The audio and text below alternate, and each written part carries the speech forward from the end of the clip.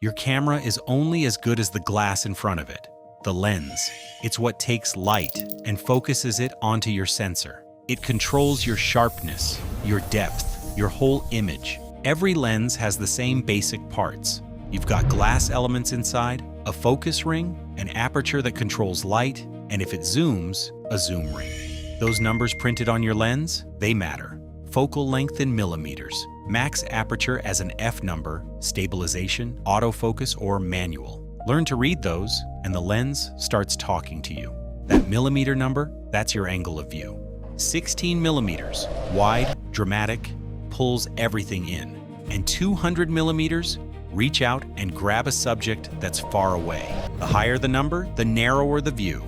Simple as that. Now, inside the lens, you've got these thin metal blades, the aperture diaphragm. They open and close like an eye, and we measure that opening in f-stops, f2, f5.6, f11, f16, and so on. At f2, lens is wide open, lots of light. f2 is great in low light situations, but your depth of field, super shallow. Everything in the foreground and in the background is blurred. f2 is also great for bokeh, that creamy blur in portraits. Stop down to f16, blades close, lesser light in, but now everything from front to back is sharp. Deep depth of field, perfect for landscapes. Here's something people mix up. The glass moves when you focus, and not when you change aperture.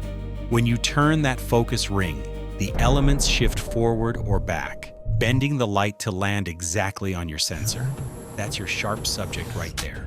So just remember this, aperture controls how much is in focus, and focus ring controls what is in focus.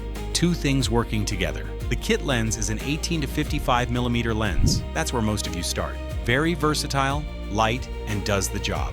This is great for learning. Whereas a prime lens has a fixed focal length, that means no zoom in or zoom out. It is faster and gives a sharper image quality with a stunning blurred background. A macro lens allows you to capture close-up shots of micro subjects, such as insects, bugs, and micro textures. A telephoto lens helps you pull distant subjects right into your frame. 70 millimeters and beyond are usually telephoto lenses. This lens is great for portraits, wildlife, and sports photography.